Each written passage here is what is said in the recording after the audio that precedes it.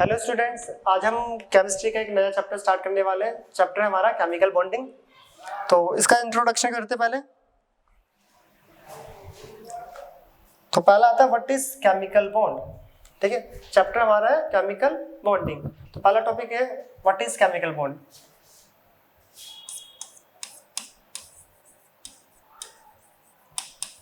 Topic हमारा chemical bonding. इसके अंदर पहला टॉपिक आ रहा है हमारा केमिकल बॉन्ड होता है क्या है। केमिकल बॉन्ड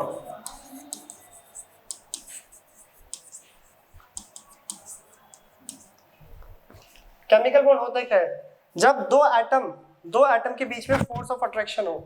एक एटम ए है एंड एटम बी। सपोज करो ये दो एटम है हमारे पास ए एंड बी, ये atom A and atom B. इन दोनों के बीच में क्या है, force of attraction. Force of attraction, ये दोनों अट्रैक्ट होकर क्या बना रहे हैं, एक मॉलिक्यूल। ठीक है, ए और बी दोनों क्या हो गए, अट्रैक्ट एक दूसरे से। ठीक है, तो यहाँ पे क्या कहलाएगा, ये केमिकल बॉन्ड।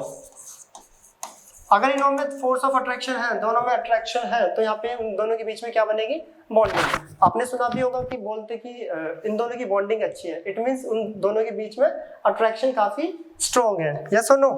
तो केमिकल बॉन्डिंग सिंपली होता है क्या है, पहले स्टेटमेंट देखते हैं। It is defined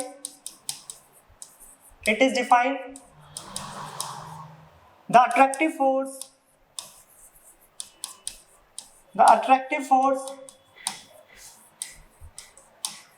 hold the atom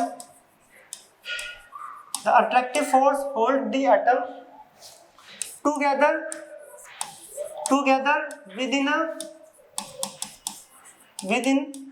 a molecule is called chemical bond. Statement भी बोलती है अगर दो एटम के बीच में फोर्स ऑफ अट्रैक्शन है, दो एटम के बीच में अगर फोर्स ऑफ अट्रैक्शन है। देखो यहाँ पे लिखा भी है attractive force hold the atom together with in a molecule. दो एटम के बीच में अगर फोर्स ऑफ अट्रैक्शन है और अट्रैक्टिव फोर्स उनको मिलाकर क्या बना रही है, एक मॉलिक्यूल, तो इसको हम बोलते हैं केमिकल बॉन्ड। क्या बोलते हैं, केमिकल बॉन्ड। इस चैप्टर में हम केमिकल बॉन्डिंग पढ़ेंगे थोड़ा डिटेल में। ठीक है, तो जिसमें एक छोटा सा नोट देख लो पहले, काफी इंपॉर्टेंट है। If force of attraction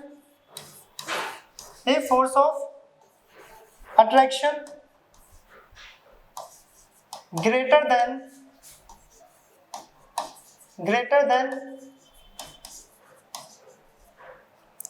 the force of repulsion, अगर अट्रैक्शन फोर्स रिपल्शन फोर्स से ज्यादा है, देन एनर्जी ऑफ सिस्टम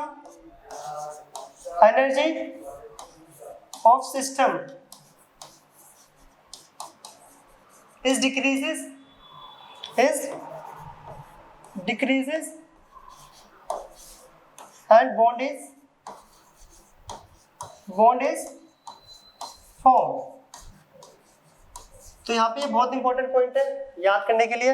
अगर अट्रैक्टिव फोर्स ज्यादा है रिपल्शन फोर्स से, अगर अट्रैक्टिव फोर्स ज्यादा है रिपल्शन फोर्स से, तो एनर्जी ऑफ सिस्टम डिक्रीज होता है और बॉन्ड का फॉर्मेशन होता है। इट मींस, इसका ये मतलब है कभी भी अगर आप बॉन्डिंग बन रही है तो energy of system is decreases. याद रखना है, काफी इंपॉर्टेंट पॉइंट है कि बॉन्ड बनते time energy of system is decreases. मतलब उस एटम के दो एटम के बीच में जब बॉन्ड बन रहे हैं, ठीक है, तब बॉन्ड बनते टाइम जो प्रोसेस होता है वो एक्सोथर्मिक, मींस एनर्जी सिस्टम की डिक्रीज होती है।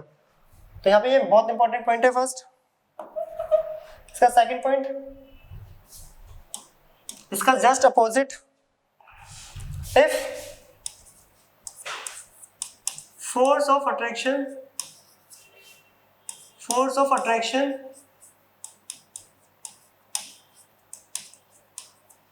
is smaller than the force of repulsion।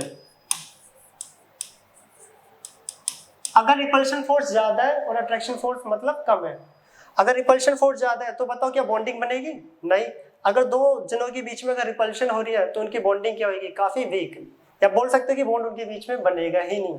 ठीक है, अगर आपकी रिपल्शन फोर्स किसी के साथ ज्यादा है तो आपका बॉन्ड नहीं बनेगा, और अगर आपकी अट्रैक्शन फोर्स ज्यादा है तो आपकी बॉन्डिंग बनेगी। और बॉन्डिंग बनते time energy of system is decreases, ये याद रखना है। If force of attraction is smaller than the force of repulsion, energy of system is increases and no bond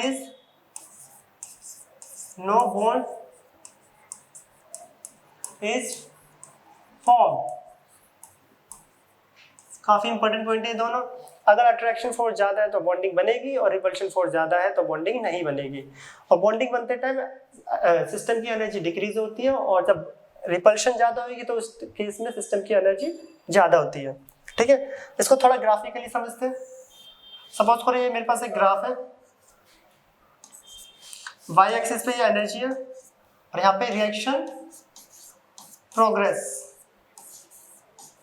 एक रिएक्शन हो रही है।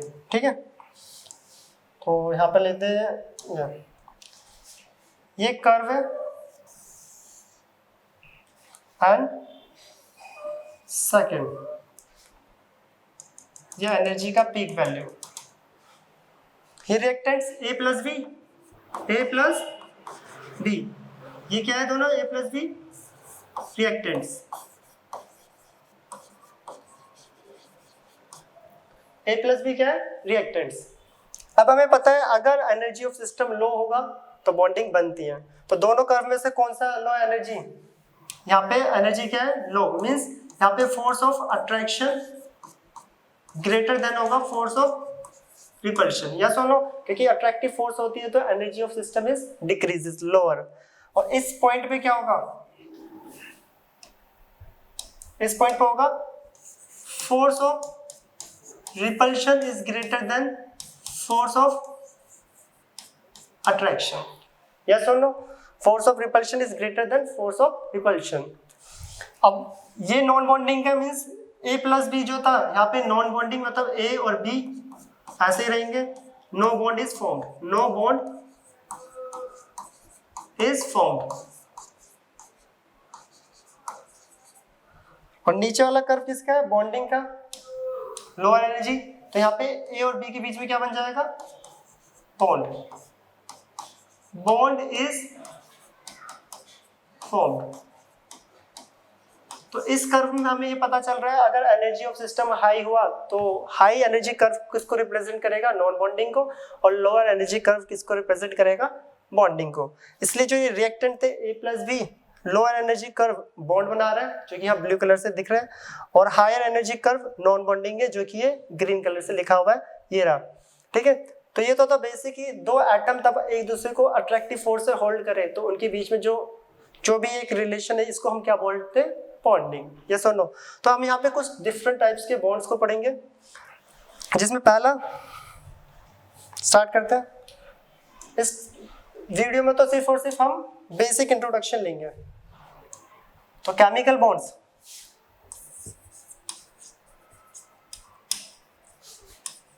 केमिकल बॉन्ड्स इसमें फर्स्ट हम पढ़ेंगे आयनिक बॉन्ड, जो कि पढ़ के आ रहे हो बहुत बार, आयनिक बॉन्ड या फिर आयनिक कंपाउंड्स। ठीक है, second one is covalent bond. Third coordination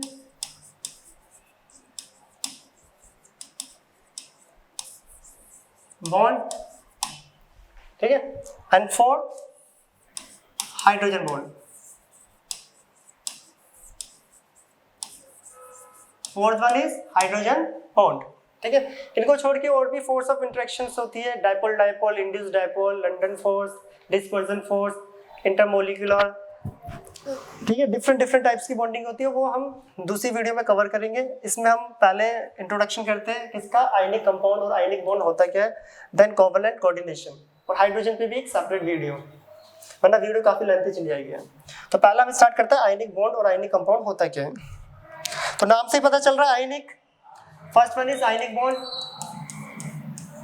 ionic bond,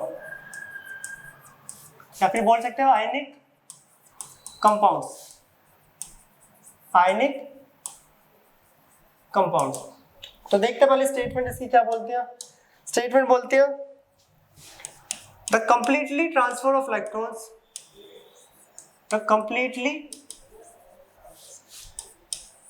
transfer of electrons, transfer of electrons, ठीक है, ये इलेक्ट्रॉन्स लिखा है, from metal to non metals, from metal to non metals, electrons का कंप्लीटली ट्रांसफर होना metal से नॉन मेटल की तरफ, that is one atom to another atom, such type of bond called ionic bond, ionic bond। तो ionic bond बनता कैसे, जब electron का कंप्लीटली ट्रांसफर हो रहा हो, लिखा भी हुआ है देखो, इलेक्ट्रॉन का कंप्लीटली ट्रांसफर हो रहा हो मेटल से नॉन मेटल की तरफ, या बोल सकते हैं कि एक एटम से अनदर एटम की तरफ इलेक्ट्रॉन का कंप्लीटली ट्रांसफर होने से जो बॉन्ड बनता है उसे हम आयनिक बॉन्ड बोलते हैं। एग्जांपल, बेसिक से एग्जांपल जो आपने पढ़ा भी होगा छोटी क्लासेस में, NaCl एक आयनिक कंपाउंड है। अगर मैं सोडियम की बात करूं तो वैलेंस सेल में कितने इलेक्ट्रॉन्स होते हैं इसके 1, और भाई क्लोरीन की बात करें अगर हम, तो क्लोरीन के होते हैं 7, 1 2 3 4 5 6 एंड 7। तो सोडियम और क्लोरीन किस टाइप से बॉन्ड बनाएंगे, देख लो। अब सोडियम और क्लोरीन को बॉन्ड बनाना है, क्लोरीन को ऑक्टेट करने के लिए एक इलेक्ट्रॉन गेन करना है, क्लोरीन को ऑक्टेट करने के लिए एक इलेक्ट्रॉन गेन करना है, और सोडियम को अपना ऑक्टेट कंप्लीट करने के लिए देख लो 2 8 1 होता है एंड 2 8 7। ये अपना एक इलेक्ट्रॉन लॉस करके इसको दे देगा, और ये क्या कर लेगा, गेन। जो लॉस करता है वो मेटल्स होते हैं, और जो गेन करता है इलेक्ट्रॉन्स को वो नॉन मेटल। तो सोडियम बोलेगा क्लोरीन से, ये लो मैं एक इलेक्ट्रॉन दे रहा हूँ, आओ मेरे साथ बॉन्ड बनाओ। तो क्यों नहीं बनाएगा, वो बनाएगा क्योंकि यहाँ पे ये भी ऑक्टेट कंप्लीट कर रहा है, स्टेबल हो रहा है, और वहां से क्लोरीन भी अपने आप को स्टेबल कर रहा है। तो सोडियम ने जैसे दिया, सोडियम पे आ गया पॉजिटिव और क्लोरीन पे आ गया नेगेटिव, और दोनों ही हो गए स्टेबल नोबल गैस कॉन्फ़िगरेशन। यहाँ पे जो बॉन्ड बन रहे हैं दोनों के बीच में, वो बॉन्ड कैसा होगा, ionic bond. Which type of bond, ionic bond. तो ये आयनिक बॉन्ड क्यों है, क्योंकि यहाँ पे इलेक्ट्रॉन्स का ट्रांसफर हो रहा है मेटल से नॉन मेटल की तरफ, या बोल सकते हो एक एटम से अनदर एटम की तरफ इलेक्ट्रॉन का ट्रांसफर हो रहा है। तो यहाँ पे जो बॉन्ड बनेगा वो होगा आपका आयनिक बॉन्ड। दूसरा इसको आयनिक बॉन्ड क्यों बोलते हैं, क्योंकि दिख भी रहा है आपको, सोडियम अपना इलेक्ट्रॉन को लॉस करके कैटायन बना रहा है, और क्लोरीन एनायन। तो कैटायन और एनायन मिलके फोर्स ऑफ अट्रैक्शन हो रही है दोनों के बीच में, और यहाँ पे जो बॉन्ड बन रहा है इसलिए इसका नाम क्या है, आयनिक बॉन्ड, क्योंकि दो आयंस मिलके बॉन्ड बना रहे हैं। तो ये होता है हमारा आयनिक बॉन्ड। अब आती है इसकी प्रॉपर्टीज, जो कि बहुत ज्यादा इंपॉर्टेंट है। तो आयनिक बॉन्ड तो समझ आ गया होगा कि completely transfer electrons from metal to non metal, ठीक है। तो अब इसकी प्रॉपर्टीज है काफी इंपॉर्टेंट, तो पहले प्रॉपर्टीज करते हैं, फिर कब पढ़ेंगे हम कोवेलेंट, ठीक है। तो प्रॉपर्टीज ऑफ आयनिक बॉन्ड या फिर compounds.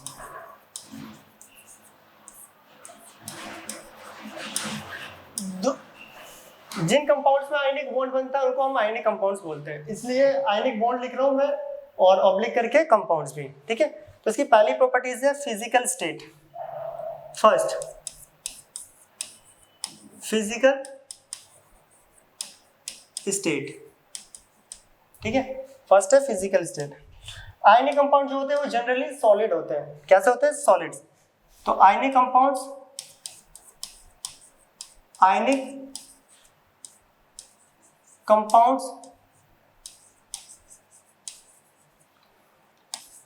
are generally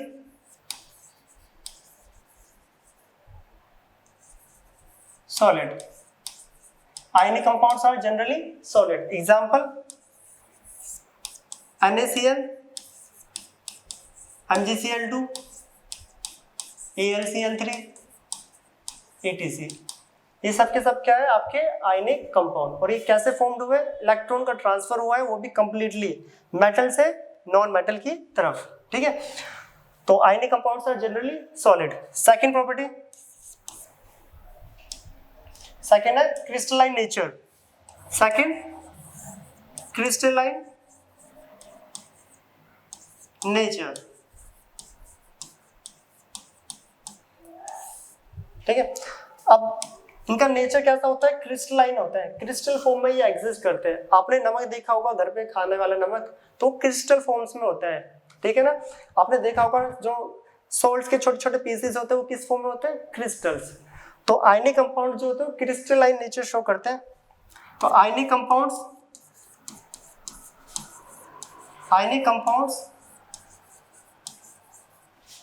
are generally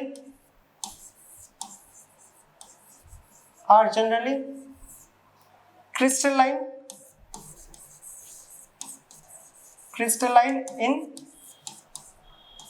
nature, crystalline in nature। और ये किसने प्रूव करा था, X ray diffraction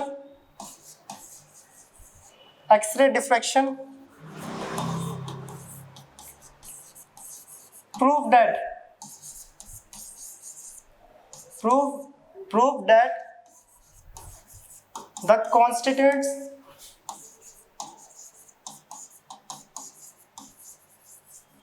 units in a crystal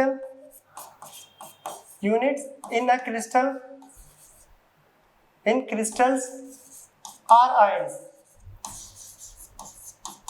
ions, not molecules, and these ions are arranged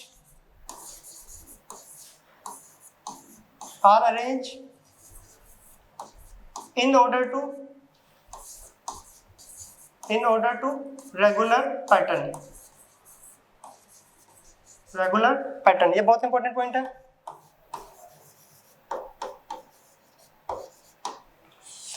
जो आयनिक कंपाउंड होते हैं वो क्रिस्टलाइन नेचर होते हैं। आयनिक कंपाउंड कैसे होते हैं, क्रिस्टलाइन नेचर। तो यहाँ पे देखो एक वर्ड लिखा है एक्सरे डिफ्रैक्शन, एक मिनट हाईलाइट कर देता हूँ ना येलो कलर से।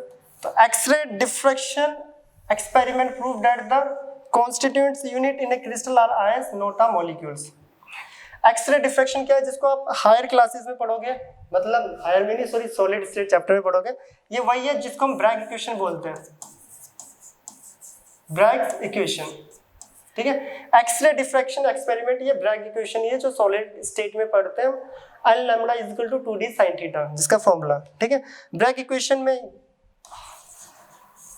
हमने तो देखो क्या करते हैं, यहाँ पे एक्सरे को पास करा जाता है आयनिक कंपाउंड से। सपोज करो ये एक वॉल है, दीवार, ठीक है। अब इसके अंदर का अरेंजमेंट कैसा है, आप इसके अंदर तो घुस सकते नहीं हो, तो हम क्या करेंगे, इसमें से एक्सरे पास करेंगे और एक्सरे पास करके इसके अंदर का पैटर्न देखेंगे। जब आयनिक कंपाउंड के अंदर से एक्सरे को पास करा गया तो हमने देखा जो पहले तो वो आयंस के फॉर्म में अरेंज थे, कोई मॉलिक्यूल्स नहीं, किस फॉर्म में थे, आयंस के फॉर्म में।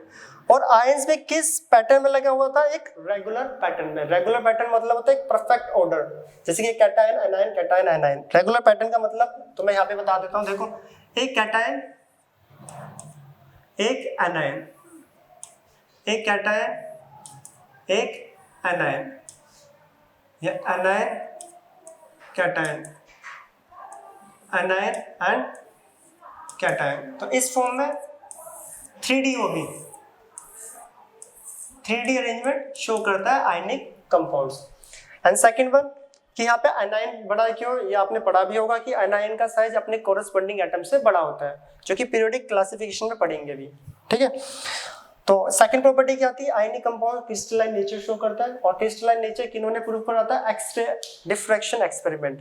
ये वही एक्सपेरिमेंट है जो हम ब्रैग इक्वेशन के नाम से सॉलिड स्टेट में पढ़ते हैं, L lambda is equal to 2d sin theta. ये सेकंड प्रॉपर्टी। पहली प्रॉपर्टी थी आयनिक कंपाउंड सॉलिड होते हैं, second crystalline nature. Third point melting point and boiling point. अगर हम मेल्टिंग पॉइंट और बॉइलिंग पॉइंट की बात करें, ठीक है, मेल्टिंग पॉइंट और बॉइलिंग पॉइंट की अगर बात करें तो ionic compound high melting point and boiling point show करते हैं। क्यों करते हैं, देखो ऊपर दिख भी रहा है, कैटायन और एनायन एक दूसरे को होल्ड करके रख रहे हैं पास पास, तो डिफरेंट चार्जेस के बीच में जो फोर्स ऑफ अट्रैक्शन होता है अनलाइक चार्जेस के बीच में, उसको हम इलेक्ट्रोस्टैटिक फोर्स बोलते हैं। तब कैटायन कोई पॉजिटिव चार्ज नेगेटिव को अपनी तरफ अट्रैक्ट करता है तो इसको हम इलेक्ट्रोस्टैटिक फोर्स बोलते हैं। तो आयनिक कंपाउंड में इलेक्ट्रोस्टैटिक फोर्स इतनी ज्यादा होती है कि उनको उनका मेल्टिंग पॉइंट और बॉइलिंग पॉइंट बहुत ज्यादा होता है, उनको अलग करना, उनको मतलब सेपरेट करने में हमें बहुत ज्यादा टेम्परेचर प्रोवाइड करना पड़ता है। तो मेल्टिंग पॉइंट और बॉइलिंग पॉइंट की बात करें तो ionic compound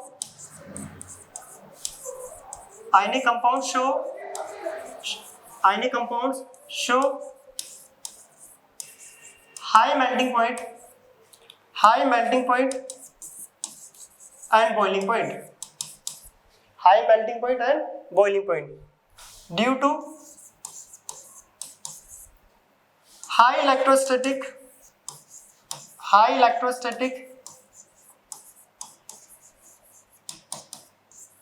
force of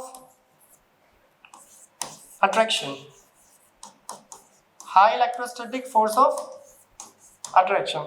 ionic compound जो होते हैं वो high melting boiling point show करते हैं क्योंकि उनके बीच में जो इलेक्ट्रोस्टैटिक फोर्स होती है वो बहुत ज्यादा होती है। और इलेक्ट्रोस्टैटिक फोर्स है क्या, तब कैटायन आयनाइन को अपनी तरफ से होल्ड करके रखते हैं क्योंकि पॉजिटिव नेगेटिव को क्या करेगा, अट्रैक्ट, चार्ज की प्रॉपर्टी है unlike charge are attract each other. ठीक है, ये थी इसकी third property melting point and boiling point. Fourth, इसे नोट कर लेना, फोर्थ सोल्यूबिलिटी।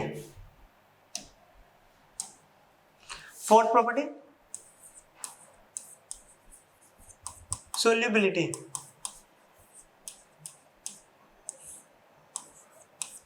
ठीक है, ये भी इंपॉर्टेंट प्रॉपर्टी है।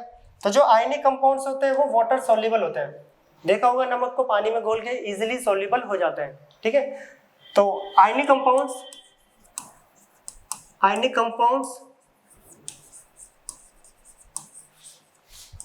Are soluble in polar solvent. अब ये पोलर सॉल्वेंट क्या होता है, ये बहुत इंपॉर्टेंट है, दैट इज वाटर। वाटर एक पोलर सॉल्वेंट है। तो अभी देखते हैं कि ये पोलर सॉल्वेंट है क्या। वैसे केमिकल बॉन्डिंग चैप्टर में हम आगे polar, non polar, Fazan rule सब पढ़ेंगे, बट यहाँ पे वर्ड आया तब भी थोड़ा सा डिस्कशन कर लेते हैं। ठीक है, तो आयनिक कंपाउंड जो होते हैं वो पोलर सॉल्वेंट में सोल्यूबल होते हैं बट इनसोल्यूबल इन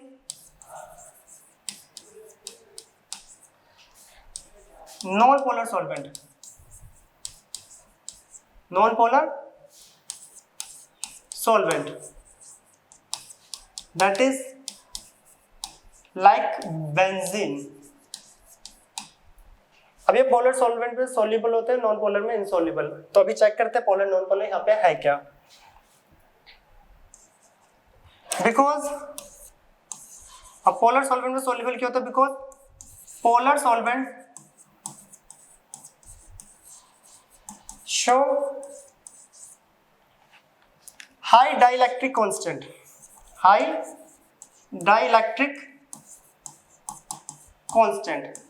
जो पोलर सॉल्वेंट होते हैं वो डाइलेक्ट्रिक कांस्टेंट उनका काफी ज्यादा होता है, जिसकी वजह से high dielectric constant it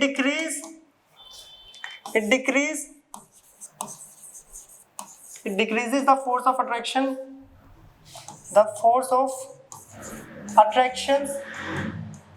between the ions, जो पोलर सॉल्वेंट होते हैं वो high dielectric constant value show करते हैं, जो कि इनकी जो आयनिक कंपाउंड की जो फोर्स ऑफ अट्रैक्शन होती है इसको डिक्रीज कर देता है। Decrease the force of attraction between the ions and ions are separated. जो आयंस होते हैं वो सेपरेट हो जाते हैं। आयंस आर सेपरेटेड, इसको रब करते हैं एक minute. Ions are separated and compounds are dissolved and compounds are dissolved। ये काफी इंपॉर्टेंट है, ये भी इसको हाईलाइट कर देते हैं। इसमें जो आयनिक कंपाउंड होते हैं वो हाई डाइलेक्ट्रिक कांस्टेंट शो करता है, और डाइलेक्ट्रिक कांस्टेंट क्या करता है, जो आयंस की जो फोर्स ऑफ अट्रैक्शन को डिक्रीज कर देता है। अगर इनकी फोर्स ऑफ अट्रैक्शन डिक्रीज हो गया, अगर ये फोर्स ऑफ अट्रैक्शन डिक्रीज हो गया तो आयंस क्या हो जाएंगे, सेपरेट हो जाएंगे, एकदम से बोलते ना अकेले अकेले हो जाएंगे, जिसके बाद वो क्या हो जाता है, वाटर में इजीली सॉल्युबल। अब यहाँ पे एक वर्ड आया था, वर्ड पोलर, एक वर्ड आया था और एक नॉन पोलर। तो पहले इसके बारे में भी थोड़ा सा डिस्कशन कर लेते हैं, पोलर एंड नॉन पोलर। ठीक है, आगे तो पढ़ेंगे पर यहाँ पे थोड़ा सा डिस्कशन कर लेते हैं। पोलर होता है जिनमें पोल्स डेवलप्ड होते हैं, पोल्स डेवलप्ड,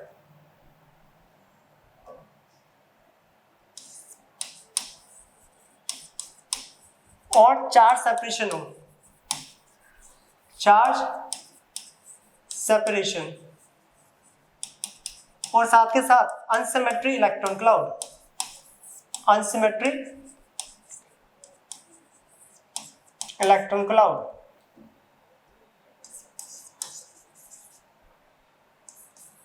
ठीक है, अनसिमेट्री इलेक्ट्रॉन क्लाउड। अब देखो polar HCl, HF, HCl, HF, HI, ये सब पोलर है, ये I है। ठीक है, पोलर का मतलब क्या है, इनमें चार्ज सेपरेशन है। चार्ज सेपरेशन का मतलब यहाँ पर देखो, जो क्लोरीन है वो ज्यादा इलेक्ट्रोनेगेटिव है, क्लोरीन क्या है, ज्यादा इलेक्ट्रोनेगेटिव, तो ये इलेक्ट्रॉन क्लाउड को अपनी तरफ क्या कर लेगा, डिस्प्लेस कर लेगा, क्या कर लेगा, अपनी तरफ इजीली डिस्प्लेस कर लेगा। और हाइड्रोजन कम इलेक्ट्रोनेगेटिव है, तो ये अपने इलेक्ट्रॉन क्लाउड क्लोरीन की तरफ शिफ्ट करने लग जाएगा, जिसके कारण क्लोरीन खींच रहा है तो पार्शियली नेगेटिव, और हाइड्रोजन उसे दे रहा है तो पार्शियल पॉजिटिव। अगर मैं इसका इलेक्ट्रॉन क्लाउड ड्रॉ करूं तो देखो ये इसका कुछ ऐसा इलेक्ट्रॉन क्लाउड बनेगा, ये क्लोरीन का सेंटर है, ये हाइड्रोजन का, तो इसको मैं दूसरे कलर से हाईलाइट कर दूं,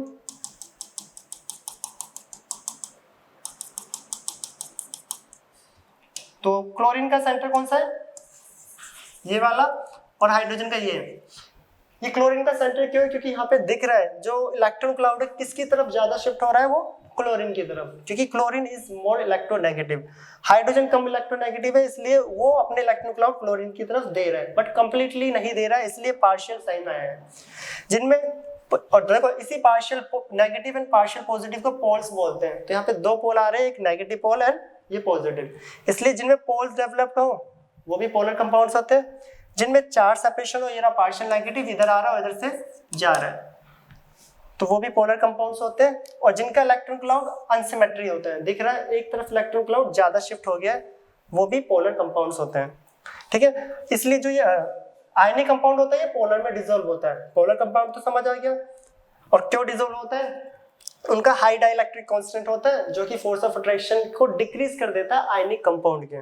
बाकी अभी और भी थोड़ा डिटेल में देखेंगे इसे, उससे पहले नॉन पोलर समझते हैं। ये नॉन पोलर इसका जस्ट अपोजिट, यहाँ पे पोल्स डेवलप्ड होते हैं, यहाँ पे नो पोल्स आर डेवलप्ड, पहला पॉइंट इसका जस्ट अपोजिट। सेकंड वन, यहाँ पे चार्ज सेपरेशन है, यहाँ पर no charge separation, no charge separation. Clear. Third, यहाँ पे अनसिमेट्री इलेक्ट्रॉन क्लाउड था, तो यहाँ पे क्या जाएगा, सिमेट्री इलेक्ट्रॉन क्लाउड। वैसे पोलर नॉन पोलर आगे भी हमें पढ़ना है थोड़ा डिटेल में, पोलराइजेशन फर्जान रूल, बट यहाँ पे वर्ड आया था इसलिए इसको पढ़ रहे हैं। ठीक है, अब देखो एग्जांपल इसके जैसे H2, I2, Cl2, etc। ठीक है, अब दो एटम है, दोनों की इलेक्ट्रोनेगेटिविटी सेम है, तो दोनों के बीच में जो बॉन्ड बनेगा, अब दोनों इक्वल इक्वल डिस्प्लेस करेंगे, क्योंकि दोनों की इलेक्ट्रोनेगेटिविटी क्या है, सेम, क्योंकि दोनों तरफ क्या है, सेम सेम एटम। तो बताओ इसका इलेक्ट्रॉन क्लाउड कैसा बनेगा, एक का न्यूक्लियस ये रहा, दूसरे का न्यूक्लियस ये रहा। तो अगर मैं इसके इलेक्ट्रॉन क्लाउड को ड्रॉ करूं तो वो पूरा एक सिमेट्री बनेगा, क्योंकि दोनों बराबर इलेक्ट्रॉन को क्या करेंगे, अपनी अपनी तरफ शिफ्ट। ठीक है, तो बताओ किसी ने अपनी तरफ ज्यादा इलेक्ट्रॉन को खींचा, नहीं। तो कोई बस दोनों ही इक्वली डिस्प्लेस कर रहे हैं, तो दोनों पे इक्वल ही चार्ज आ रहा है, मतलब ओवरऑल कैंसिल आउट हो जा रहा है, तो इस पे कोई भी चार्ज डेवलप नहीं हो रहा और कोई भी पोल्स डेवलप नहीं हो रहा। साथ के साथ इसका इलेक्ट्रॉन क्लाउड भी क्या है, दिख रहा है आपको, क्या है, सिमेट्री। आई थिंक दिख रहे हैं कैमरे में है। ठीक है, ये कैसा इलेक्ट्रॉन क्लाउड है, इसका सिमेट्री। तो पोलर नॉन पोलर तो समझ आ गया कि आयनिक कंपाउंड पोलर में सोल्यूबल होते हैं। अब वाटर एक पोलर कंपाउंड है, वाटर जो होता है एग्जांपल एक पोलर है। ठीक है, देखो वाटर का स्ट्रक्चर आपने देखा भी होगा, ये वाटर का स्ट्रक्चर होता है, इस पे पॉजिटिव एंड पार्शियल नेगेटिव। जिस पे भी चार्ज सेपरेशन होता है वो सारे कंपाउंड कैसे होते हैं, पोलर्स। कैसे होते हैं, पोलर। और एक वर्ड एक लाइन आपने पढ़ी होगी, लाइक डिसॉल्व लाइक, ये बहुत इंपॉर्टेंट है।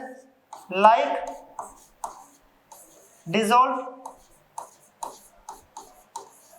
लाइक।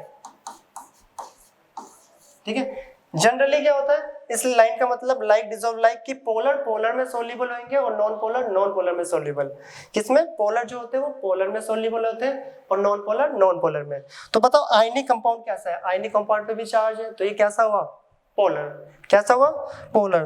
तो पोलर किसमें सोल्यूबल होंगे, पोलर में, तो इसीलिए आयनिक कंपाउंड वाटर सोल्यूबल होते हैं। आप ऐसे भी रीजन बता सकते हो। या दूसरा कि इसका हाई डाइलेक्ट्रिक कांस्टेंट होता है, जिसकी वजह से जो पोलर कंपाउंड होते हैं उनका हाई डाइलेक्ट्रिक कांस्टेंट है, जो कि आयनिक कंपाउंड की फोर्स ऑफ अट्रैक्शन को वीक कर देते हैं। और थर्ड, अब ये आयनिक कंपाउंड मान लो आपने NaCl को वाटर में डाला भी, तो इनकी सोल्युबिलिटी कैसी होगी वो भी चेक कर लेते हैं, तब नेक्स्ट प्रॉपर्टी पे जाएंगे। नेक्स्ट पेज करते हैं, ये नोट कर लेना। ठीक है, अभी वही सोल्युबिलिटी चेक कर रहे हैं। हमने एक बीकर लिया, तो एक बीकर ले लेते हैं यहां से।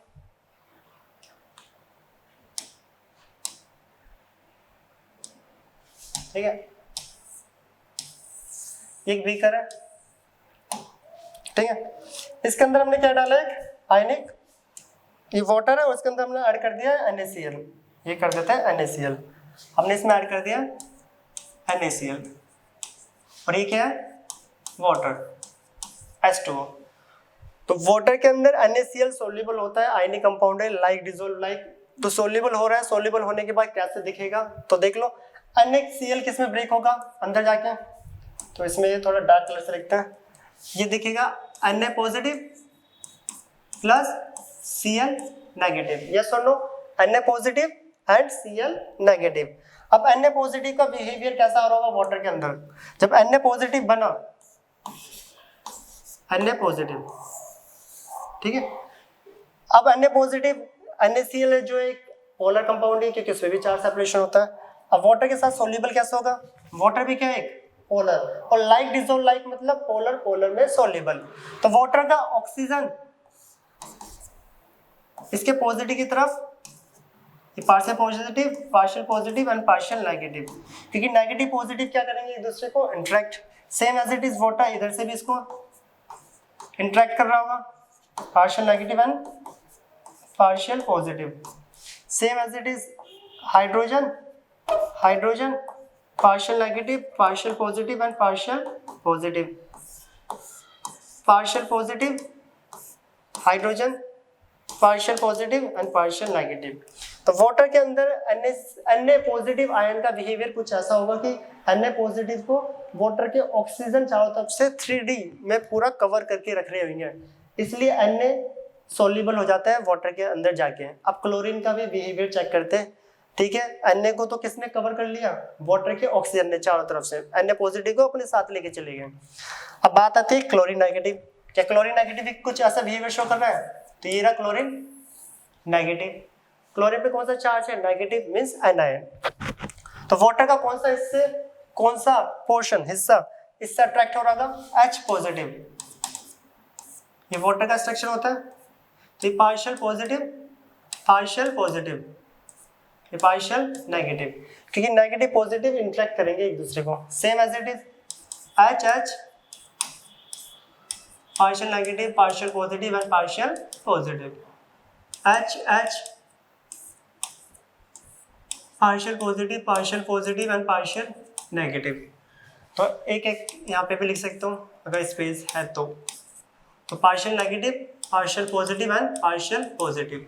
तो यहाँ पे दिख रहा है वाटर के अंदर NaCl सॉल्युबल होता है। पहला क्यों सॉल्युबल होता है? क्योंकि पोलर में सॉल्युबल होता है, पहली property, like dissolve like. Second, जो वाटर होता है उसका हाइड्रोइलेक्ट्रिक कांस्टेंट वो अप्रोक्स 78 79 कुछ बुकों में 80 भी लिखा हुआ है, चेक कर लेना वो, ठीक है। हाई डाइलेक्ट्रिक कांस्टेंट होने के कारण ये आयनिक कंपाउंड की फोर्स ऑफ अट्रैक्शन को डिक्रीज कर देता है, और डिक्रीज करने के बाद वाटर Na पॉजिटिव को कवर कर लेता है सारे ऑक्सीजन, और क्लोरीन को कवर कर लेता है चारों तरफ से हाइड्रोजन। तो NaCl रियल में ऐसे सॉल्युबल होता है वाटर के अंदर, ठीक है। तो ये फोर्थ प्रॉपर्टी थी आयनिक कंपाउंड की जो हमने पढ़ी है यहाँ पर। कौन सी? सॉल्युबिलिटी। कौन सी प्रॉपर्टी? सॉल्युबिलिटी। तो अब नेक्स्ट आ रही है फिफ्थ आ रहा है कंडक्टिविटी, जो इलेक्ट्रिकल कंडक्टिविटी जिसे बोलते हैं। तो फिफ्थ प्रॉपर्टी इलेक्ट्रिकल कंडक्टिविटी। क्या आयनिक कंपाउंड इलेक्ट्रिसिटी कंडक्ट करता है? अब देखो आयन से तो इलेक्ट्रिसिटी कंडक्ट करनी चाहिए, बट ये करते भी और नहीं भी करते हैं। कहने का मतलब है आयनिक कंपाउंड सॉलिड स्टेट में तो नहीं करते, बट एक्वस और मोल्टन स्टेट में करते हैं। इसका क्या मतलब है? तो अभी देखते हैं पहले जो आयनिक कंपाउंड है। Ionic compounds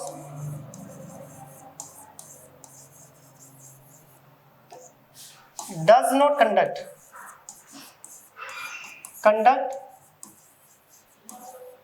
electricity in solid state, in solid form. Solid form में तो इलेक्ट्रिसिटी कंडक्ट नहीं करते। क्यों नहीं करते? Because no free ions present, no free ions present. अब ये नो फ्री आयन प्रेजेंट का मतलब क्या है? ये आयनिक कंपाउंड है ये ना, चलो यहाँ पे दोबारा ले लेते हैं। एक NaCl का पीस है, क्रिस्टल, ठीक है, NaCl। तो Na पे पॉजिटिव होता है और Cl पे नेगेटिव, Na पे पॉजिटिव होता है और Cl पे नेगेटिव। तो बताओ ये NaCl पे मैं अगर यहाँ पे एक वायर लगा दूं और यहाँ से भी एक वायर, और इसमें इलेक्ट्रिसिटी पास कर रहा हूँ, उसे टच करके देखो, क्या इसमें करंट आएगा? नहीं। आयंस तो है बहुत सारे, बट आयंस के बीच में फोर्स ऑफ अट्रैक्शन इतना ज्यादा है कि जो वो आयन से फ्रीली एग्जिस्ट ही नहीं कर पाएंगे, आयंस का मूवमेंट ही नहीं हो पाएगा, ठीक है। क्या है? इनके बीच में फोर्स ऑफ अट्रैक्शन इतना ज्यादा है, जो कि हमें यहाँ फिगर में भी दिख रहा है, बैक करके देखते हैं। इन आयंस के बीच में फोर्स ऑफ अट्रैक्शन इतना ज्यादा है, अगर सॉलिड स्टेट में अगर मैं इसमें से इलेक्ट्रिक करंट पास भी करूं तो आयंस का मूवमेंट ही नहीं हो पाएगा, क्योंकि इलेक्ट्रोस्टैटिक फोर्स एक दूसरे को काफी स्ट्रांगली होल्ड करके रख रखा है, जिसके वजह से यहाँ पे मूवमेंट हो ही नहीं पाएगा आयंस का। तो आयंस का मूवमेंट नहीं हो पा रहा, जहाँ पे आयंस का मूवमेंट ना हो वहाँ पे इलेक्ट्रिसिटी कंडक्ट होती ही नहीं है, ठीक है। ये आपको सबको पता होगा, जहाँ पे आयंस का मूवमेंट होता ही नहीं है वहाँ पे इलेक्ट्रिसिटी कंडक्ट होती ही नहीं है। इसके पास आयंस तो है बट फ्रीली आयंस नहीं है, ठीक है। सॉलिड फॉर्म में इलेक्ट्रिसिटी कंडक्ट नहीं करता, क्यों? क्योंकि इसके पास देखो आयंस तो है बट फ्रीली आयंस प्रेजेंट नहीं है, इसलिए वो इलेक्ट्रिसिटी कंडक्ट नहीं करेगा सॉलिड फॉर्म में ओनली। याद रखना ये बहुत इंपॉर्टेंट है, ओनली सॉलिड फॉर्म और सॉलिड स्टेट में, ठीक है। बट अगर हम यही एक्वस और मोल्टन स्टेट की बात करें, बट इन एक्वस, ये क्यों लिख रहे हैं, ठीक है, एक्वस के, एक्वस और molten state, molten state ions exist freely.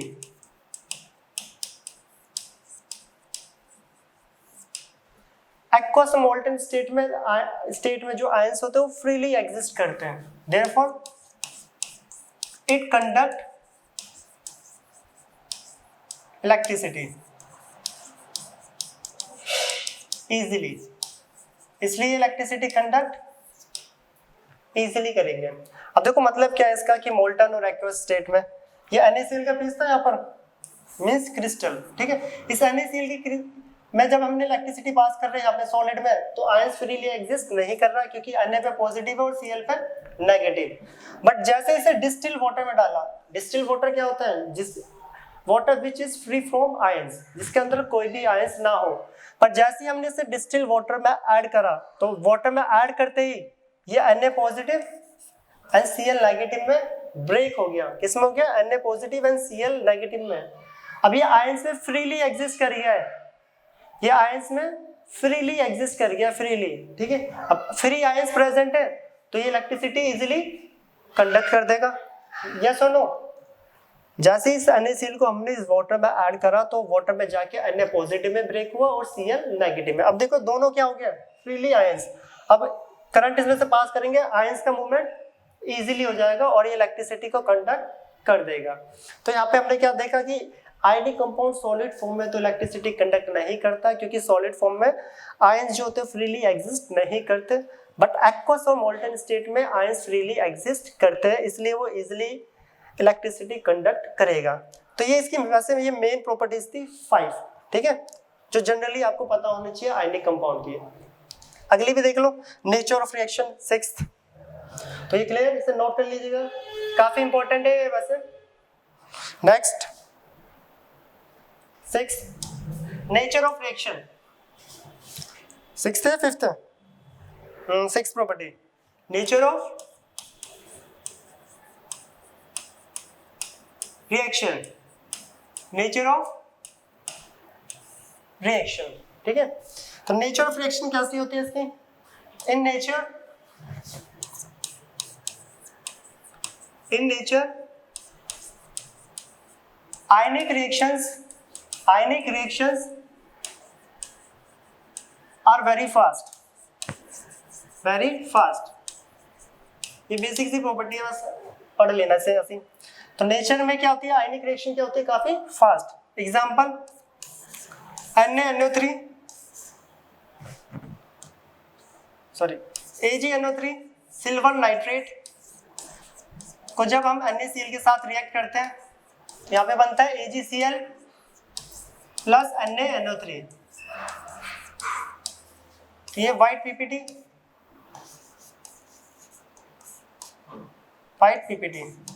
PPT छोड़ो, इसको ऐसे लिख दो, सिल्वर क्लोराइड AgCl, ठीक है। ये एक आयनिक रिएक्शन है। नेचर में होने वाली जितनी भी आयनिक रिएक्शंस होती है वो कोवलेंट के कंपेयर में काफी क्या होती है? फास्ट। ये पॉइंट जस्ट आपको रीड कर लेना, बाकी इससे पहले जो प्रॉपर्टीज है वो काफी इंपॉर्टेंट। तो आयनिक कंपाउंड की क्या क्या प्रॉपर्टीज होती है वो हमने यहाँ पे देखी है। फिजिकल स्टेट, फिजिकली क्या होता है? ये सॉलिड। क्रिस्टलाइन नेचर होता है, एक्सरे डिफ्रैक्शन ने प्रूव करा था, जिसको हम ब्रैग इक्वेशन के नाम से भी पढ़ते हैं। Melting point, boiling point high होता है क्योंकि इनका high electrostatic force of attraction.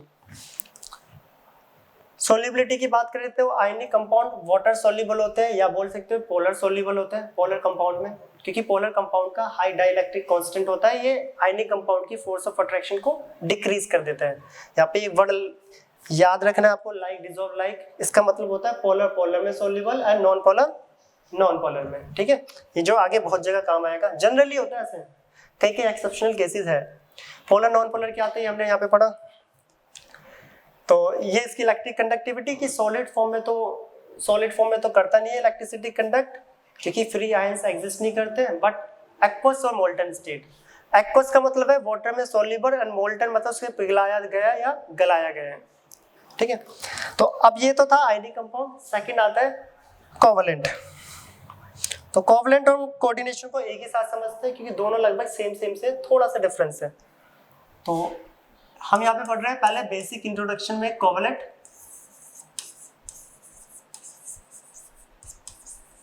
Bond, ठीक है। क्या ये? Covalent bond. And second coordination के काफी नाम है, वो भी हम पढ़ेंगे तब। अभी कोऑर्डिनेशन स्टार्ट करेंगे।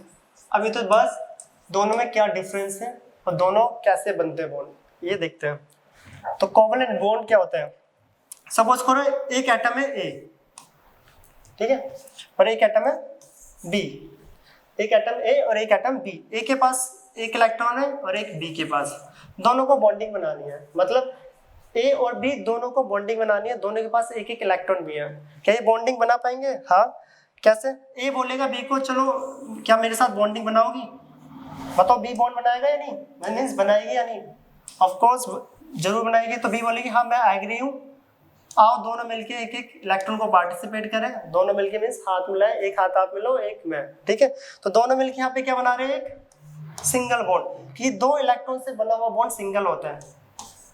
यस और नो, पहले तो ये दिख रहा है। अब यहाँ पर देखो क्या क्या आपको नोटिस करना है, मैंने जो एरोस डाला है वो हाफ एरो डाला है, ऐसा है हाफ, इसको रब करके दोबारा लिखते हैं, हाफ एरो, ये जो एरो का निशान है ये हाथ पे हाफ, इसको बोलते हैं फिश हुक एरो,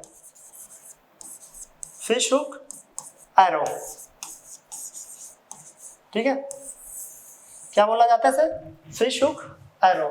जब एक इलेक्ट्रॉन का मूवमेंट शो करना हो तो उसे हम फिश हुक एरो से रिप्रेजेंट करते हैं, जिसको हाफ एरो भी। अब यहाँ पे शेयरिंग क्या हो रही है, एक इलेक्ट्रॉन ए ने शेयर कर रहा है और एक इलेक्ट्रॉन बी ने शेयर कर रहा है, तो यहाँ पे जो शेयरिंग हो रही है वो इक्वल शेयरिंग हो रही है, यस और नो, कैसी शेयरिंग हो रही है, इक्वल शेयरिंग, जिसको हम बोल सकते हैं second mutual sharing, mutual sharing, equal and mutual sharing. अगर दो एटम के बीच में जो बॉन्ड इक्वल और म्यूचुअल शेयरिंग से बनता है उस बॉन्ड को हम कोवेलेंट बॉन्ड बोलते हैं। क्या बोलते हैं, कोवेलेंट बॉन्ड। अगर आप रियल लाइफ में अपना बॉन्ड बनाना चाहते हो किसी के साथ कोवेलेंट, तो इक्वल शेयरिंग का मतलब क्या है, वो भी आपको जानना होना चाहिए और आप भी उसे जानते हो, दोनों एक दूसरे को जानते हो तभी तो इक्वल शेयरिंग होएगा। आप उसे जानते नहीं तो इक्वल शेयरिंग होएगा ही कहाँ। ए बी को जानता था, बी ए को जानते थे, बट दोनों कभी बोल नहीं पा रहे थे। एक दिन ए ने बोला चलो क्या मेरे साथ बॉन्डिंग बनाओगे, बी ने बोला हाँ मैं एग्री हूँ, तो दोनों ने एक एक इलेक्ट्रॉन पार्टिसिपेट करा और दोनों के बीच में फ्रेंडशिप होगी, मींस बॉन्डिंग बन गई। तो यहाँ पे देख रहे हो कौन सी बॉन्डिंग हो रही है, यहाँ पे इक्वल बॉन्डिंग, जिसको बोलते हैं म्यूचुअल, ठीक है, इक्वल शेयरिंग और म्यूचुअल। जब इक्वल और म्यूचुअल शेयरिंग से बॉन्ड बनता है उसे हम कोवेलेंट बॉन्ड बोलते हैं। तो इसकी डेफिनेशन करते हैं, फिर उसमें देखते हैं डिफरेंस क्या है दोनों में। When a bond is formed,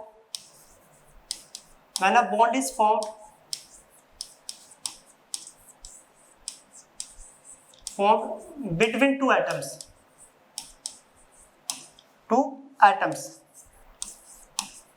due to equal या फिर mutual sharing of electron, mutual sharing of electrons, such type of bond called covalent bond। जब दो एटम के बीच में, between two atoms, ठीक है, तब दो एटम के बीच में अगर बॉन्ड बन रहा हो, बॉन्ड कैसा बनना चाहिए, दोनों का इक्वल या फिर बोल सकते हो आप म्यूचुअल शेयरिंग, जो कि दिख रहा है ए और बी ने दोनों ने अपना एक एक इलेक्ट्रॉन को पार्टिसिपेट करा और दोनों ने इक्वल और म्यूचुअल शेयरिंग करी। यहाँ पे जो बॉन्ड बना है कौन सा कहलाएगा, कोवेलेंट बॉन्ड। कौन सा, कोवेलेंट बॉन्ड।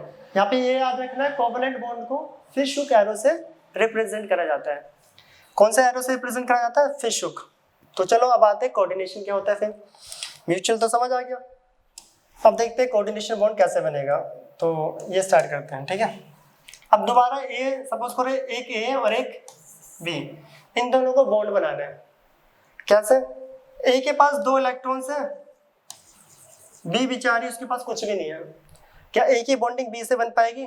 हाँ, बॉन्डिंग सभी की बनती है। बोलते हैं ना कि सबके लिए रिश्ते जो होते हैं भगवान बनाते हैं, सभी का कहीं ना कहीं पे कोई ना कोई तो रिश्ता होएगा ही, कहीं पे रिलेशन।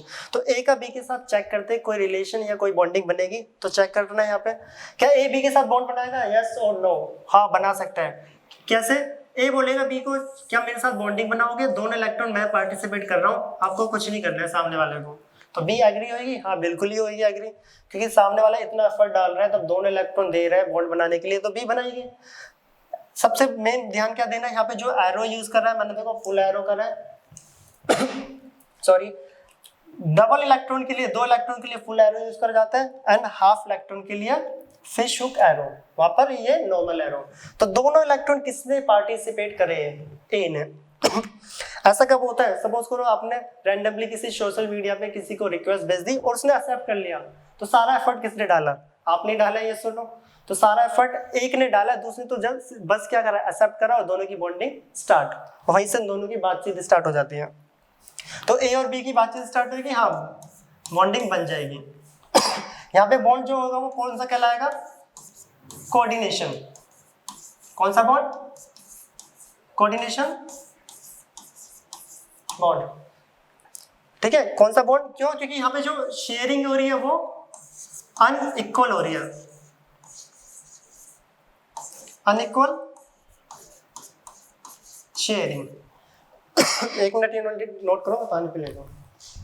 यहाँ पे जो शेयरिंग हो रही है ये अनइक्वल, इसे नोट कर लेना।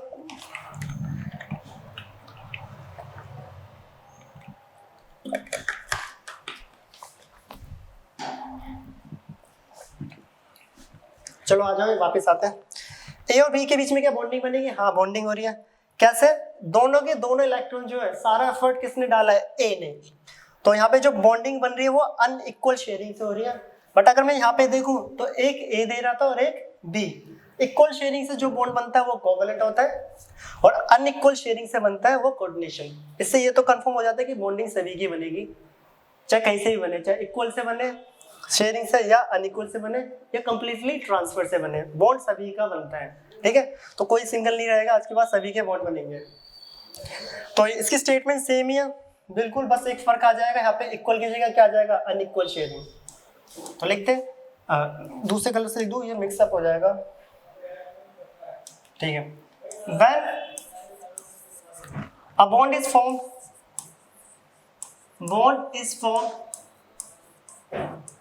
between two atoms due to unequal sharing of electrons, and such type of bond is called coordination, जिसको dative bond, कोआयनिक, सेमीपोलर, ये सब भी बोले जाते हैं, हम आगे पढ़ेंगे भी। तो पहले आपको बेसिक पता होना चाहिए कि कोवैलेंट और कोऑर्डिनेशन बॉन्ड रियल में होता क्या है। तो ये देख लेना, कोवैलेंट क्या होता है? इक्वल शेयरिंग से बॉन्ड बनना, एंड कोऑर्डिनेशन अनइक्वल। तो यहाँ से ये तो कंफर्म है कि सभी की बॉन्डिंग बनती है, चाहे कोई भी कैसा भी हो, सबको कोई ना कोई मिलेगा। ठीक है, तो अब पहले करते हैं स्टार्ट यहाँ पे कोवैलेंट बॉन्ड की प्रॉपर्टीज। जिन कंपाउंड्स में कोवैलेंट बॉन्ड बनता है उन्हें कोवैलेंट कंपाउंड्स बोलते हैं। तो कोवैलेंट बॉन्ड बोलो या कोवैलेंट कंपाउंड्स एक ही है। ठीक है, तो स्टार्ट करते हैं कोवैलेंट कंपाउंड्स की प्रॉपर्टीज।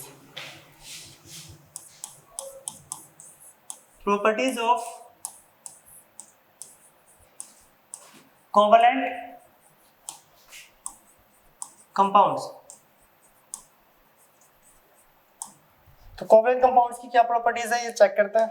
पहला, फिजिकल स्टेट। ठीक है, first physical state. Physical state, अब आयनिक कंपाउंड तो जनरली सॉलिड होते थे, बट कोवैलेंट कंपाउंड ऐसा नहीं होता। कोवैलेंट कंपाउंड तीनों फॉर्म में एग्जिस्ट करते हैं। ठीक है, कोवैलेंट कंपाउंड जो होते हैं वो तीनों फॉर्म में एग्जिस्ट करते हैं। तो covalent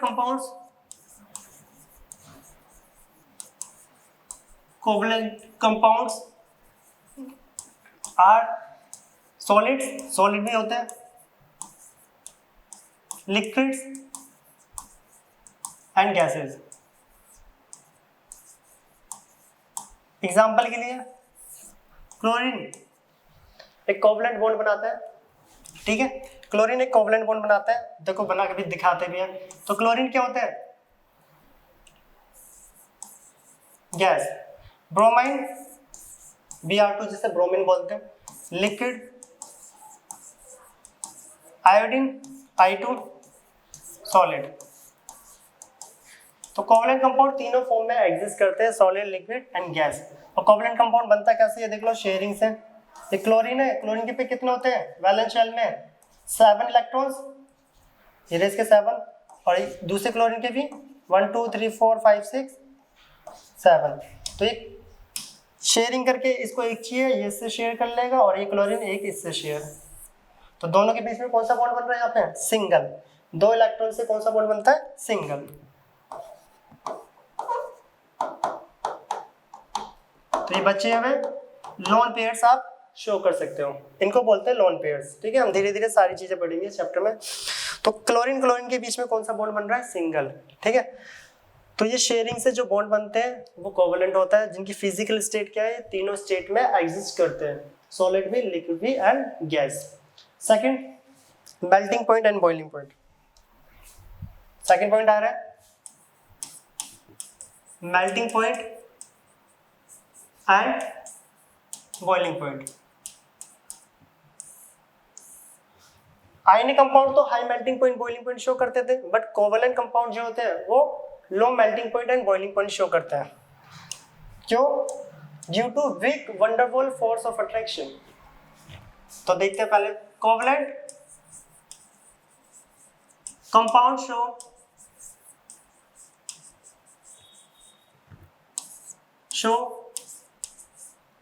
low melting point and boiling point due to weak van der Waals force exist। और van der Waals जो इंटरेक्शन होती है वो वीक ही होती है। और कोवेलेंट कंपाउंड्स के बीच में कौन सी फोर्स एग्जिस्ट करती है? van der Waals force. और आयनिक के कंपाउंड के बीच में इलेक्ट्रोस्टैटिक फोर्स। और इलेक्ट्रोस्टैटिक van der Waals की कंपेयर में काफी ज्यादा स्ट्रॉन्ग होती है, इसलिए इनका लो मेल्टिंग पॉइंट और बॉइलिंग पॉइंट होते हैं। बट यहाँ पे भी कुछ एक्सेप्शनल केसेस हैं। एक्सेप्शनल केस यहाँ पे क्या है? डायमंड, जो कि सबको पता ही होगा, एक कोवेलेंट बॉन्ड बनाता है, and silicate, sorry not silica, silicates.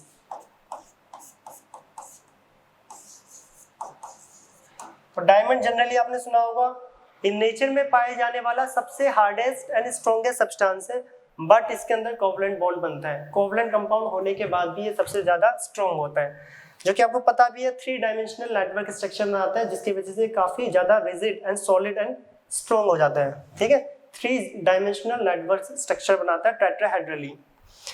तो याद रखना, मेल्टिंग पॉइंट और बॉइलिंग पॉइंट की बात करें तो covalent compound low melting point and boiling point show करते हैं, क्योंकि इनके बीच में van der Waals force exist करती है, वो भी वीक, और van der Waals वैसे ही वीक होती है।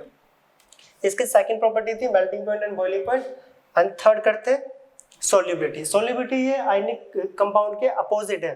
ठीक है, तो सॉल्युबिलिटी नेक्स्ट पेज पे करते हैं। Third property solubility.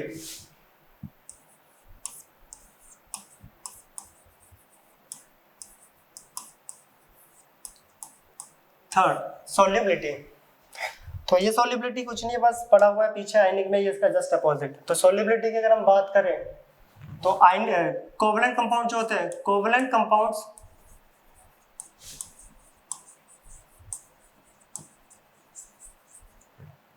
Are insoluble in water, are insoluble in polar compounds। ये आयनिक कंपाउंड के अपोजिट है। ठीक है, polar compounds that is water, इसका अपोजिट पूरा। बट soluble in non-polar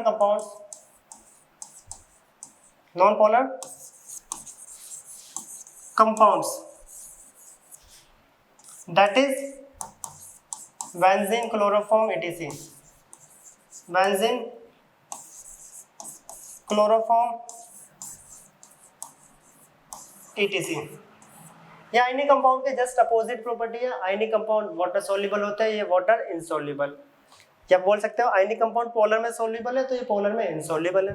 ठीक है, ये जस्ट उसका अपोजिट। Next conductivity. तो बताओ कोवेलेंट कंपाउंड कंडक्टिविटी शो करेंगे या नहीं? इलेक्ट्रिकल कंडक्टिविटी की अगर हम बात करें, fourth property electrical conductivity.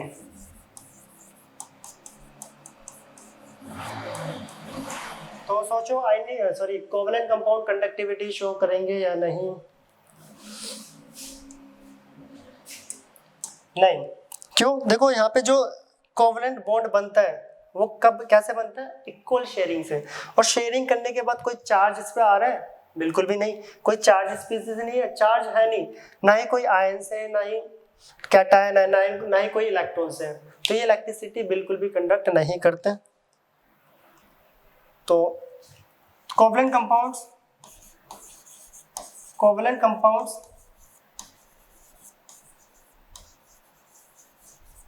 neither have ions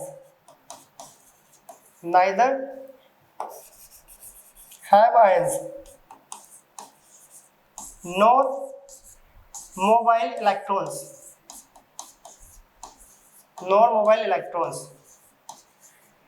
Therefore, it does not conduct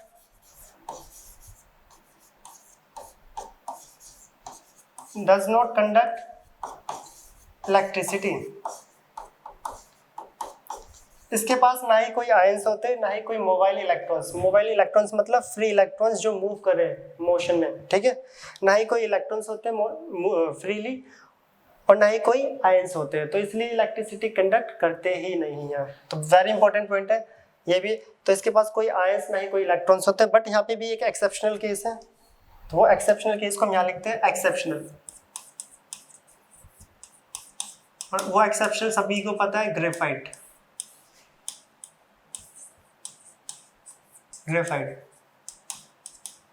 ठीक है, ग्रेफाइट कोवलेंट बॉन्ड बनाता है।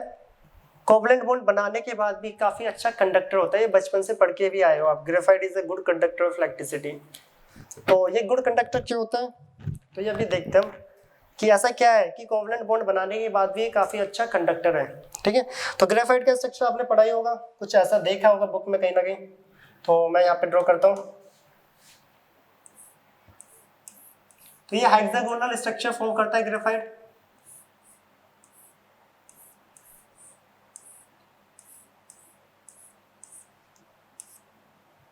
ये स्ट्रक्चर हेक्सागोनल ग्रेफाइट का देखा भी होगा। तो ये डिफरेंट लेयर स्ट्रक्चर फॉर्म करता है।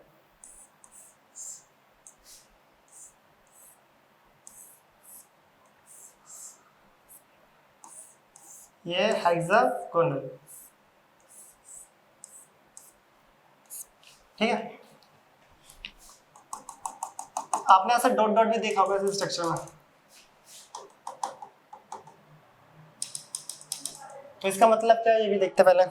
तो पहले तो फर्स्ट ऑफ ऑल ग्रेफाइट जो होता है वो हेक्सागोनल स्ट्रक्चर बनाता है, कार्बन रिंग, 6 कार्बन रिंग, ठीक है। सेकंड, ये डिफरेंट लेयर्स स्ट्रक्चर फॉर्म करता है।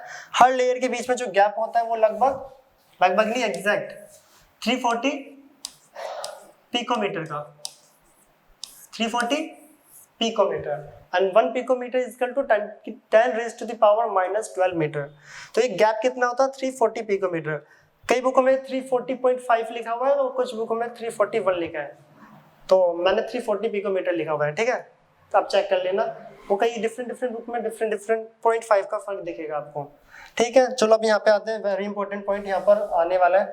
तो ग्रेफाइट इलेक्ट्रिसिटी कंडक्ट क्यों करता है, ये कार्बन है, ईच कॉर्नर्स का मतलब होता है कार्बन की 6 कार्बन की रिंग है। तो देखो यहाँ पे एक कार्बन कितने बॉन्ड बना रहा है, एक बॉन्ड ये रहा, चेक करो तो ये रहा, तो मैं हाईलाइट कर रहा हूँ, दूसरा ये रहा, एंड तीसरा ये रहा, ठीक है। कार्बन कितने बॉन्ड बना रहा है, 3 बॉन्ड, बट कार्बन के कितने बॉन्ड होते हैं, 4, टेट्रावैलेंसी टेट्राहेड्रल। आप पढ़ के भी आ रहे हो कि 4 कार्बन जो होता है ऑलवेज 4 बॉन्ड फॉर्म करता है, बट यहाँ पे तो कार्बन के 3 ही बॉन्ड है। क्या ये स्ट्रक्चर गलत है, नहीं। कार्बन यहाँ पे 3 बॉन्ड बना रहा है, ठीक है, बट जो 4th बॉन्ड बनाना चाहिए था वो बॉन्ड ना बना के वो इलेक्ट्रॉन फ्रीली एग्जिस्ट कर रहा है। क्या कर रहा है, इलेक्ट्रॉन फ्रीली एग्जिस्ट। तो बताओ एक इलेक्ट्रॉन यहाँ पे एग्जिस्ट कर रहा है, तो इस तरह से देखा जाए तो हर जगह पे एक एक इलेक्ट्रॉन फ्री एग्जिस्ट कर रहा है, यस और नो। यहाँ पर चारों तरफ हर कॉर्नर का मतलब क्या है, एक इलेक्ट्रॉन फ्री पड़ा है, and this free electron makes graphite good conductor of electricity. और इसी फ्री इलेक्ट्रॉन की वजह से जो ग्रेफाइट होता है वो काफी अच्छा कंडक्टर होता है, क्योंकि पूरे ग्रेफाइट में कितने इलेक्ट्रॉन्स आ गया, जितना बड़ा स्ट्रक्चर उतने ज्यादा इलेक्ट्रॉन आते जाएंगे। सपोज करो ऐसे थाउजेंड्स ऑफ हेक्सागोनल रिंग है, तो थाउजेंड्स ऑफ इलेक्ट्रॉन्स उसमें प्रेजेंट है, तो इतने ज्यादा इलेक्ट्रॉन है तो ये काफी अच्छा कंडक्टर हो जाएगा, ठीक है। तो ये चीज नोट रखना, कार्बन जो होता है यहाँ पे 3 बॉन्ड बना रहा है, जो 4th बॉन्ड है वो फ्रीली एग्जिस्ट कर रहे हैं। तो मैं इसको लिख भी देता हूँ यहाँ पर, नीचे लिख देता हूँ, ठीक है। इन graphite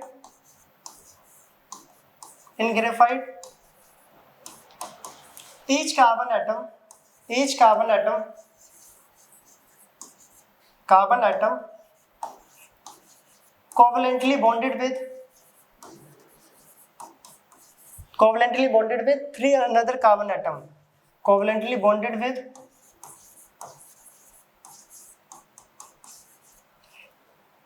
three other carbon atom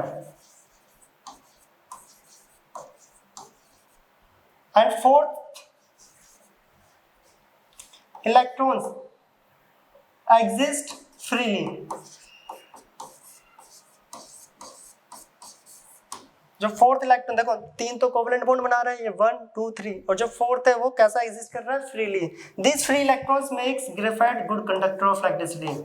this free electrons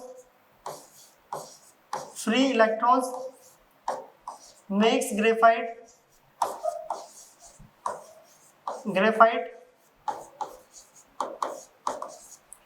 good conductor of electricity, good conductor of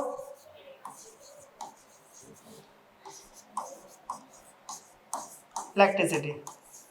ये नीचे वाला आई थिंक दिख रहा होगा आपको, तो मैं बोल भी देता हूँ. तो हमने लिखा in graphite each carbon atom covalently bonded with three another carbon atom and the fourth electron exist freely. These free electrons make graphite the good conductor of electricity. जो ये फोर्थ इलेक्ट्रॉन बचता है फ्रीली, यही graphite को काफी अच्छा conductor बनाता है. तो क्लियर हो गया होगा डाउट कि ग्रेफाइट अच्छा कंडक्टर क्यों होता है. कोवलेंट बॉन्ड बन रहे हैं क्योंकि कार्बन के चारों तरफ शेयरिंग से बॉन्ड बना है, बट चौथा बॉन्ड जो बनाना चाहिए था वो फ्रीली एग्जिस्ट कर गया है, जिसकी वजह से यहाँ पे ये काफी अच्छा कंडक्टर हो जाता है, इसलिए ये एक्सेप्शनल केस है.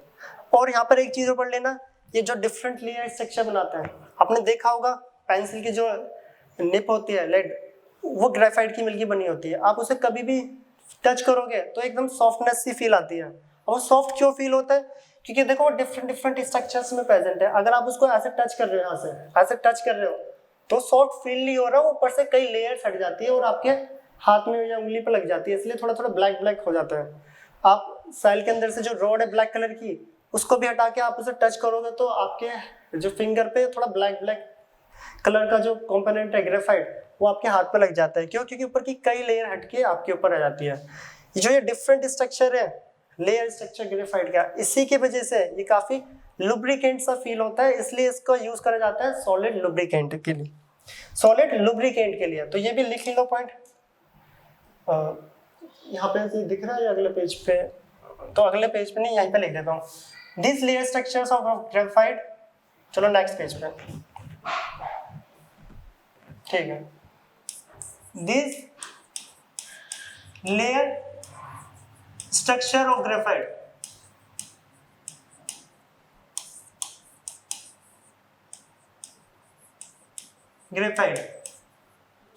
makes it good solid lubricants.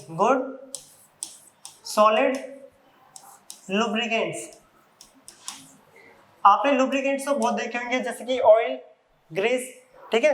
पर जब बड़ी बड़ी मशीन्स होती है जिनको हम उसमें अगर बाई चांस हमने ग्रीस को ऐड कर दिया, अब इतनी बड़ी मशीन है, उसको ग्रीस को आपने देखा होगा, तब यूज होने के बाद वो गंदगी मचा देती है वहाँ पर, ठीक है, गंदगी कर देती है. अब उसको साफ तो कर नहीं सकते, इतनी बड़ी मशीन को खोलने में टाइम लगेगा, तो वहाँ पर हम लुब्रिकेंट के लिए क्या यूज करते हैं, ग्रेफाइट का यूज करते हैं. ग्रेफाइट क्या है, एक पाउडर फॉर्म में वहाँ पे पटक दिया जाता है, जिससे कि वो लुब्रिकेशन भी मिल जाता है. उसको साफ करने के लिए हम क्या करते हैं, प्रेशर से उसको बाहर इजिली निकाल सकते हैं. तो ये काफी इंपॉर्टेंट पॉइंट है कि इस लेयर स्ट्रक्चर्स की वजह से ही ग्रेफाइट का यूज करा जाता है एक अच्छे लुब्रिकेंट के लिए, वो भी सॉलिड लुब्रिकेंट. वहाँ पे नोट करना, कोई भी पूछे एक सॉलिड लुब्रिकेंट का एग्जांपल दो तो वो ग्रेफाइट होता है. तो ग्रेफाइट देख लो, कोवेलेंट बॉन्ड बनाने के बाद भी कितनी प्रॉपर्टीज शो करता है, good conductor and good solid lubricant. तो इसकी प्रॉपर्टी थी. फोर्थ, इसके बाद आता ग्रेफाइट नेक्स्ट, वहां पे क्या था, nature of reaction ionic compounds की फास्ट थी, तो nature of reaction covalent compounds की क्या होती है, स्लो. तो नेक्स्ट पेज पे नेचर ऑफ रिएक्शन, नेक्स्ट पे क्या है, नेचर ऑफ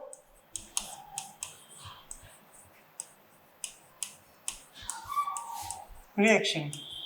ठीक है, नेचर ऑफ रिएक्शन की बात करें तो in nature ionic reaction fast होती थी, कोवेलेंट रिएक्शन काफी स्लो होती है. इन नेचर कोवैलेंटली रिएक्शंस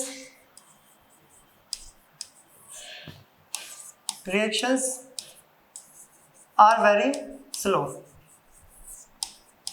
तो आयनिक रिएक्शन फास्ट होते हैं, याद रखना, और कोवैलेंटली रिएक्शन जो होती है वो काफी slow.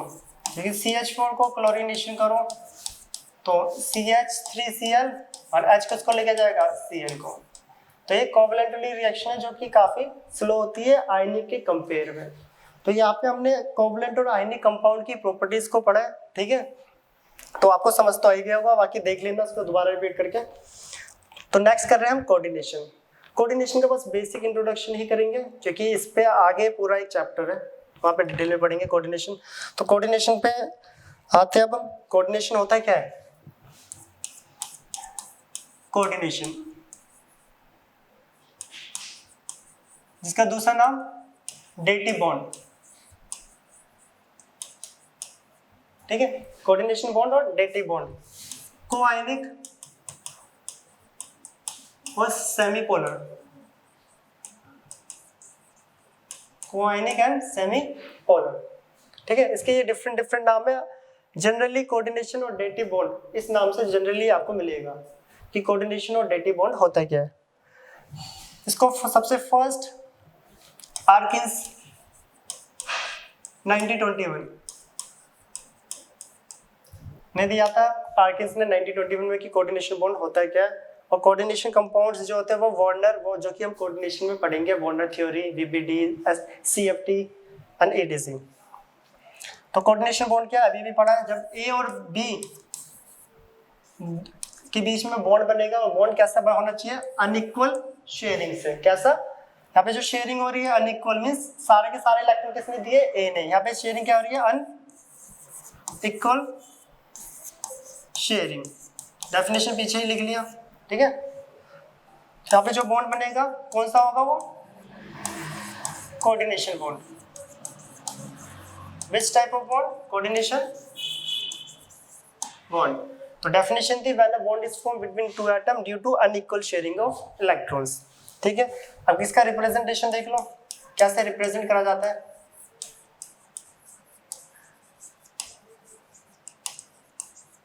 Representation of coordination bond. अब आपको यहाँ पे दिख रहे हैं दोनों के दोनों इलेक्ट्रॉन कौन दे रहा है, A दे रहा है B को, ठीक है। A ने अपने दोनों इलेक्ट्रॉन किसको दिया, B को। तो A किसको दे रहा है, B। A दे रहा है तो इस पे पॉजिटिव एंड B पे नेगेटिव। या तो आप ऐसे लिख सकते हो या फिर और करके, A ने इलेक्ट्रॉन दिए किसको, B को। आप ऐसे एरो से भी रिप्रेजेंट कर सकते हो। ये एरो किस चीज को रिप्रेजेंट कर रहा है वो भी देख लो। ये जो एरो है, ठीक है, यहाँ पे दिख रहा है, हाँ ठीक है। ये जो एरो, ये जो टेल वाला पोर्शन है, ये डोनर का होता है, डोनर ग्रुप, ठीक है। कौन दे रहा था यहाँ पर, A, यस और नो। और जो एक्सेप्ट कर रहे हैं, कौन कर रहे हैं, B। उसकी तरफ क्या आता है, हेड वाला एरो, ये एक्सेप्टर। ये क्या है, एक्सेप्टर, ठीक है। आप इसको डिफरेंट टाइप से रिप्रेजेंट कर सकते हो, और ये नॉर्मली भी लिख सकते हो। यहाँ पे एक पॉइंट और भी है कि कोऑर्डिनेशन बॉन्ड बनने के बाद आप इसको डिस्टिंग्विश नहीं कर सकते कोवैलेंट से, क्योंकि ये सिमिलर ही होता है लगभग। तो यहाँ पे ये लाइन पे लिख दे, यहाँ पे लिख देता नोट करके।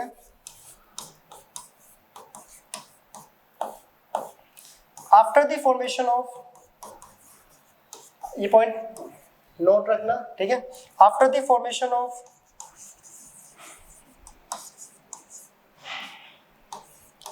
Coordination bond,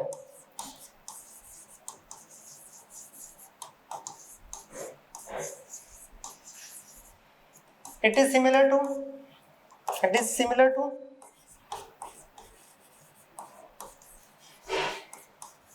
covalent bond. Bond बनने के बाद कोऑर्डिनेशन बॉन्ड सिमिलर ही होता है कोवैलेंट के, एंड कैन नॉट डिस्टिंग्विश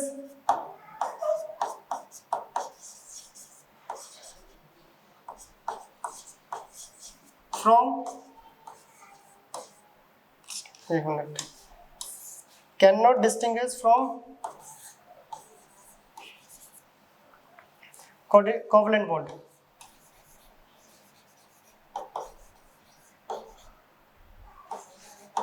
ठीक है, तो यहाँ पे लिखा है after the formation of coordination bond it is similar to covalent bond and can not distinguish from covalent bond. Bond बनने के बाद जो कोऑर्डिनेशन बॉन्ड होता है वो सिमिलर ही होता है कोऑर्डिनेशन के, और इन दोनों को डिस्टिंग्विश आप नहीं कर सकते इजीली। ठीक है, तो ये पॉइंट इंपॉर्टेंट है, नोट रखना।